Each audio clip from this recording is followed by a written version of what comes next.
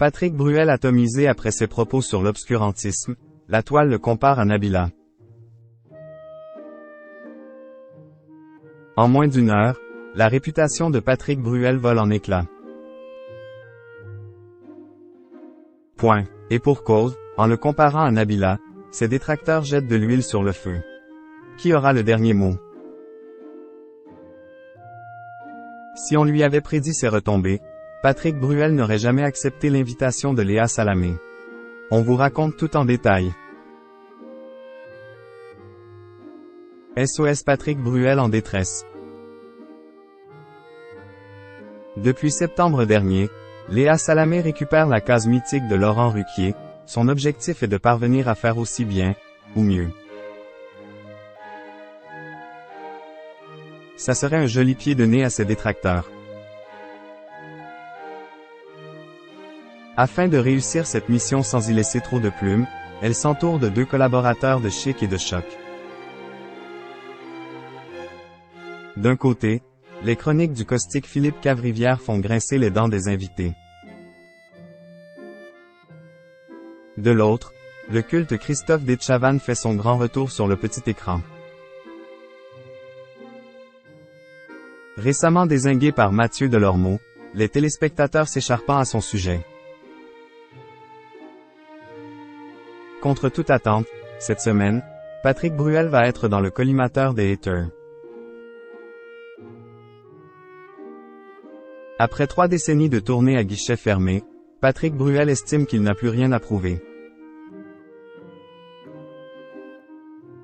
Muni de sa guitare, il sillonne les routes de France.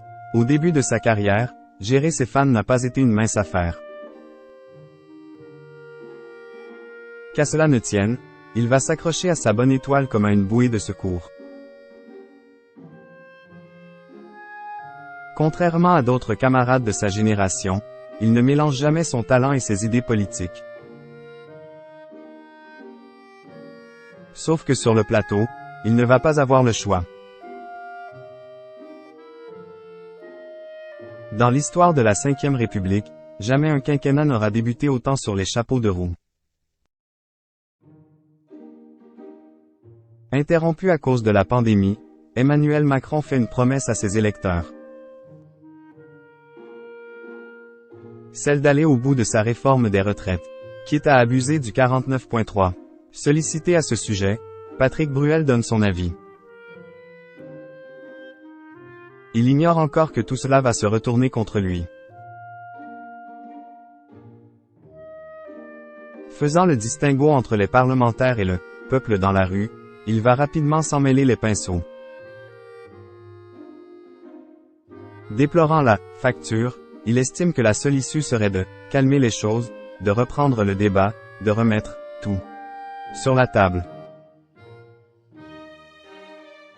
Qui aura le dernier mot?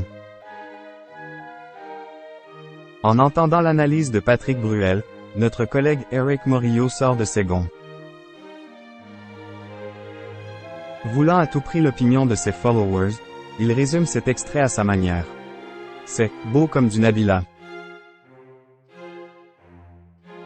Il n'en faudra pas plus à ces derniers pour atomiser l'ex d'Amanda Sturz. Dans un premier temps, ses détracteurs évoquent ses liens avec l'actuel président de la République. Il m'insupporte comme beaucoup de sa clique, ce bobo de Paris déconnecté de la réalité et harmonie avec ce gouvernement, le pote à Macron. À la fin 2021, il s'était déjà attiré les foudres des antivax en tenant des propos semblables au mari de Brigitte Macron. Sauf que cette fois, pas question de le laisser s'échapper entre les mailles du filet. Afin de bien déstabiliser ses admirateurs, certains manient le second degré à la perfection. Avec ça la France est sauvée. Que dis-je, le monde. C'est creux, c'est le Patrick Bruel que l'on aime, celui qui se vend. Pour l'instant, le concerné n'a pas encore réagi. Suite dans le prochain numéro d'Objecko.